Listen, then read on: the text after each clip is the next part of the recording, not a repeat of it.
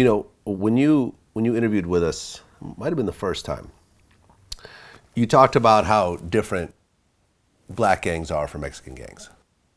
Mm-hmm. You say how essentially black gangs, you know, they have a shot collar maybe in the neighborhood and so forth, but they don't have the same level of structure and so forth. Black gangs really don't have the leadership stuff like No? Not like, you know, I mean, I've been in the joint with them. I had never been around Mexican gangs before, white gangs before. They have leaders. They have what they call shot callers. But you're saying that the Crips and Bloods didn't have that? They don't really go by those rules, you know. They got a guy that may call the shots on 2 or 3 guys, you know, they're following. But when you're talking about he's going to dictate to the whole hood, that ain't finna happen. No. Black gangs don't do it. If they did, they would be a lot more powerful than what they've been. I think one of the problems is lack of organization. This has kind of been a topic that we've ended up running with recently. Mm-hmm. When, you know, I talk to people like Mr. Criminal, who's, you know, a rapper who's affiliated with the Sereños. You know, me and Trey Deee talked recently, you know. Oh, did you? Yep. Yeah, Trey Dee's a regular on the show. Yeah, that's my man. You know, and he basically said how the difference is, and you know, the obligation as far as being a part of a Mexican gang. You have to do certain things that you can't even question. Such as, give me an example. I mean, just orders. You know, it's just orders. Whatever. So if you say go beat up that guy, you gotta go. You know, you gotta go do it. You gotta go do it. You gotta go shoot him. Gotta go do this. It's not like that. You know, it's like, you know, no, we gonna go shoot him. You know what I'm saying? You ain't, you know, or if he's a little homie, and it all depends on who's above him that's telling him to do it, how he respects them, how he responds.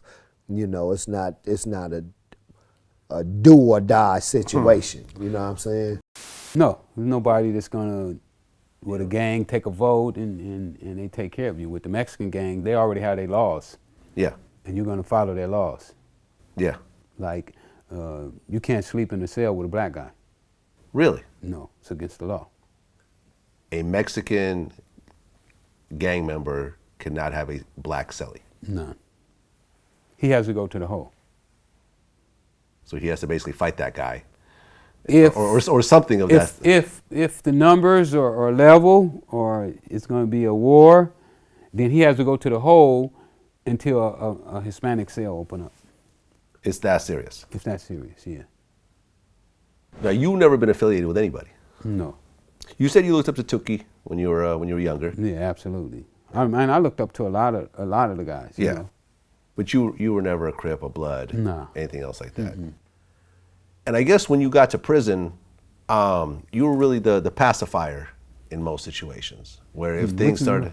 Well, you said how, I think I remember an interview basically saying, like, if you were playing basketball with somebody and somebody felt like they got fouled or whatever and they wanted to fight you, you'd be the one to try to calm down the situation as opposed to escalate it. If it related to me. Right. You know, I usually don't get in other people's business. Yeah.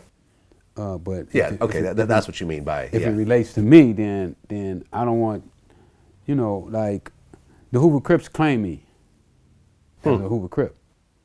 Okay. So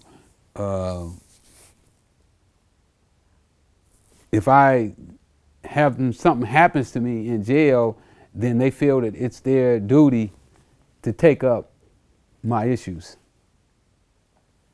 If I'm saying it right. Okay.